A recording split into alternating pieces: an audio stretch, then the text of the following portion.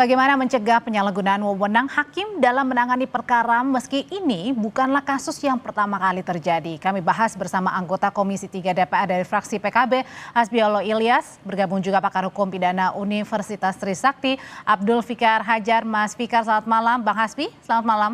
Malam, Mbak Audrey. Malam. Bang Hasbi, saya mau ke Anda dulu. Bang Hasbi, apa pandangan Bang Hasbi sebagai anggota Komisi 3 DPR melihat kasus suap hakim lagi-lagi jual beli vonis nih terjadi dalam lingkungan peradilan? Begini Mbak, yang pertama saya memberikan apresiasi kepada Kejaksaan Agung yang telah membongkar kasus korupsi yang dilakukan oleh hakim. Suap yang dilakukan oleh hakim. Nah, memang di negara kita ini akan terus terulang seperti ini. Karena memang pengawasan hakim ini menurut saya sangat kurang. Salah satu contoh misalnya KY. KY hari ini tidak diberikan wewenang yang secara maksimal.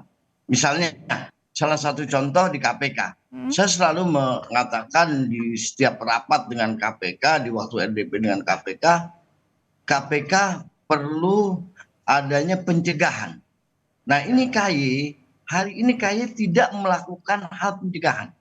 Bagaimana? Karena tidak diberikan wewenang yang maksimal kepada Komisi Yudisial. Jadi artinya ketika lemahnya pengawasan, Bang Hasbi, makanya berkali-kali hal ini terjadi. Bahkan pada saat sebelumnya ada hakim yang memutus vonis bebas Ronald Tanu, ada hakim Gazalba juga. Ini tidak membuat jerah hakim untuk berbuat tadi jual beli vonis.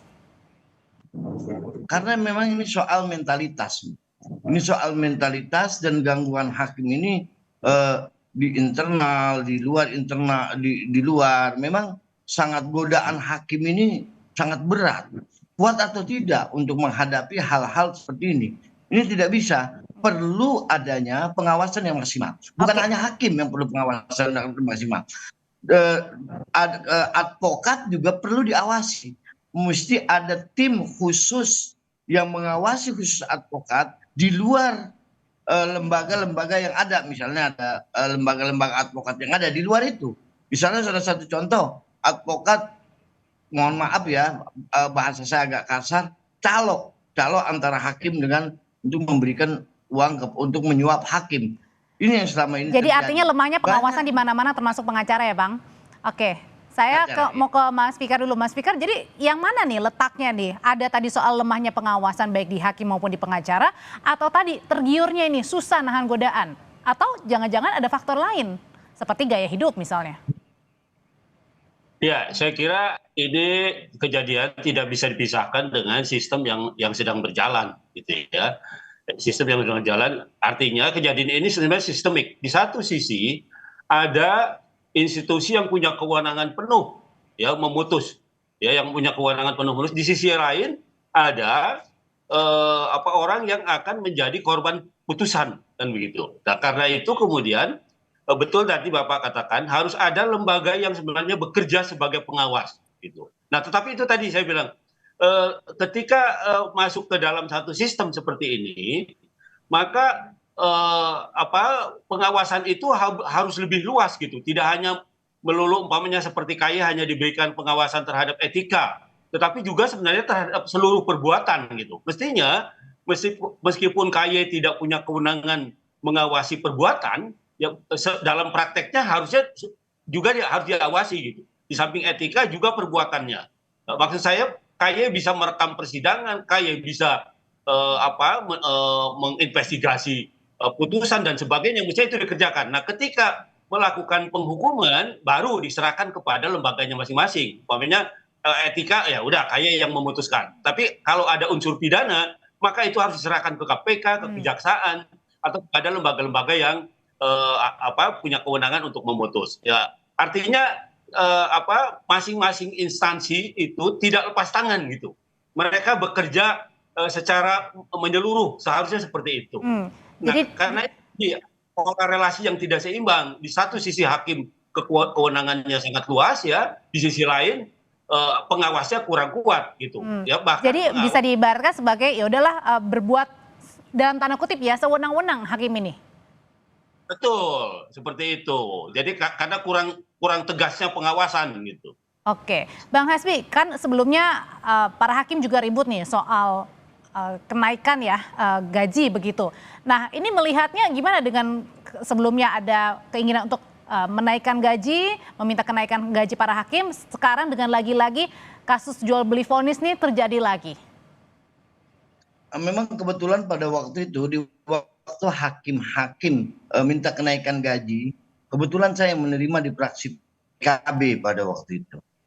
Saya mendengar seluruh keluhan yang dirasakan oleh hakim-hakim yang berada di luar daerah, misalnya di Jawa, di luar Jawa, di daerah-daerah terpencil. Ya, memang kita melihat ironis hakim seperti itu. Nah, gaji mau ditaikkan, berapapun gaji ditaikkan oleh pemerintah, tidak akan bisa mencegah terjadinya suap. Karena kenapa?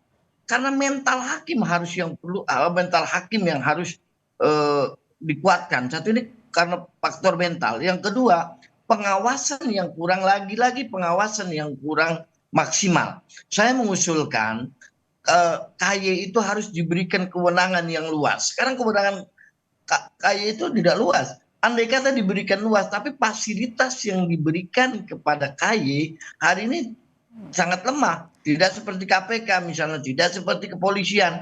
Tidak mungkin. Tapi kalau soal luas saja, tapi tidak diimbangi dengan keinginan hakim yang mau bersih, itu juga nggak akan jalan ya, Bang Hasbi? Akan jalan, Mbak. Akan jalan kalau pengawasan dari Komisi Yudisial itu kuat. Dan diberikan fasilitas, misalnya diberikan penyadapan, diberikan alat, diberikan ini, seperti yang terjadi di KPK dan kepolisian. Seperti itu. Oke, nah kalau menurut Mas Fikar sendiri, apakah satu-satunya jalan yaitu tadi memperluas fungsi atau tugasnya dari KY sendiri begitu? Nah tapi kalau dibandingkan dengan kalau misalnya seorang hakimnya saja memang sudah ada niatan begitu ya untuk melakukan hal-hal yang kemudian tidak sesuai dengan tugasnya, apakah ini bisa sejalan, bisa jalan? Iya, saya kira pengawasan itu salah satu gitu ya. Satu yang lain adalah umpamanya tadi dibicarakan soal peningkatan pendapatan. Saya kira sudah banyak usahakan ya, karena itu tadi betul, berapapun dinaikkan, kalau keinginan keserakahan itu tetap ada, ya maka ya tetap akan terjadi, karena transaksi ini di bawah meja gitu, ya yang agak sulit memang dideteksi gitu. Nah karena itu kewenangan menginvestigasi itu harus betul-betul masuk ke dalam gitu, artinya tidak kewenangan yang hanya di luar saja gitu, tetapi investigasi termasuk menelusuri harta sebagainya itu harus diperkuat. Karena gitu, dalam kasus ini ada transaksi tawar-menawar nih dari wakil ketua PN-nya sendiri nih, dari 20 kemudian ditawar lagi 3 kali lipat jadi 60 dan disetujui, diketok. Jadi kalau lihat besarnya Mbak, dibanding tuntutan jaksa ya, tuntutan jaksa itu hampir 17,13 triliun. Nah, iya kan? Suapnya cuma 60 miliar. Nah, kalau dibandingkan antara besarnya hukuman dengan suap 60 miliar kan jauh itu sebenarnya. Ya kan? Nah, karena itu dia berani 60 miliar itu. Ya, dia berani 60 miliar karena tuntutan jaksanya itu hampir 17 triliun. Ya, kalau dikabulkan oleh hakim itu bisa hampir 17 triliun. Nah, karena itu dia nggak sayang-sayang buang 60 miliar itu. Nah, itu yang jadi soal. Nah, karena itu sebenarnya yang harus diperkuat sebenarnya itu tadi hakim dan pengawasnya. Oke. Ya. Nah, kalau gitu sambil kuncinya tadi di situ ya? Datang, ya. Oke, kuncinya tadi di sana untuk salah satunya memperkuat pengawasan. Bang Hasbi, kalau gitu gimana caranya meyakinkan publik juga bahwa hal jual beli vonis ini bukannya sesuatu yang lazim kok, hukum gampang dibeli? Oh iya, kuncinya pengawasan. Kita tidak akan bisa menyelesaikan hal ini dan akan terus terjadi. Ini akan terus berulang. Kalau yang pertama mental hakim itu tidak dibenarkan, tidak bagus ya. Yang kedua pengawasan, tidak ada jalan lain kecuali pengawasan, Bang. Nggak ada lagi. Nah ini mestinya insya Allah nanti di DPR, di Komisi 3, kebetulan kita lagi membahas KUHAP. Ini yang nanti bagian yang kita bahas di pembahasan KUHAP. Oke, terakhir Mas Fikar, kalau gitu bagaimana caranya bisa meyakinkan publik bahwa nanti jangan-jangan ada pemikiran seperti ini nih. Kalau misalnya ada suatu kasus, ya kalau misalnya langsung kemudian diproses masuk ke ranah peradilan, nanti jadi ya sudahlah dianggap wah ini tidak berat nih karena di balik itu saya bisa otak-atik bagi pelakunya atau mungkin terdakwanya. Gimana caranya ini? Ya, menurut saya gini, sejarah suap ini sudah dari dulu ya, bukan hanya sekarang gitu ya. Bukan sekarang, tapi dari dulu, dan kemudian menurut saya juga ke masa yang akan datang. Nah, karena itu yang harus diperlebar adalah partisipasi masyarakat gitu. Artinya pengawasan itu tidak cukup hanya dari satu lembaga seperti komisi judisial juga, tetapi juga membuka partisipasi masyarakat untuk melaporkan kejanggalan-kejanggalan yang terjadi di dalam penyelenggaraan persidangan. Nah, karena itu kemudian termasuk pengawasan terhadap kehidupan hakim-hakimnya. Kan ngeri juga kalau lihat hakim yang gajinya sekian dia punya tadi deretan mobil mewah yang seperti apa kan, ya jauh sekali ininya kan, apalagi mungkin dengan anggota DPR aja gajinya besaran anggota DPR ya. Ini jauh. Tapi begitu lihat mobil itu, wah saya kaget benar gitu. Artinya, dan ini juga artinya di samping keserakahan pakai Innova, Pak. Artinya di masyarakat bawa mobil mewah tuh hakim tuh malu gitu. Nanti dia mampu beli mobil seperti itu. Gajinya dikumpulkan 20 tahun juga mungkin nggak akan terbeli gitu. Nah itu yang artinya kembali lagi kepada mental hakimnya. Nah karena itu pengawasan menurut saya tidak cukup hanya diawasi oleh lembaga yang resmi seperti KY gitu ya. Rekrutan hakim berarti juga menjadi salah satu kunci juga ya berarti ya Mas Fikar ya? Masih masyarakat, ya. Begitu, Mbak. Oke, ada tadi soal pengawasan, memperlebar tugasnya dari Komisi Yudisial, ada juga peran masyarakat yang terus mengawasi, melaporkan, termasuk yang utama adalah mental para hakim nih, yang harus diubah begitu.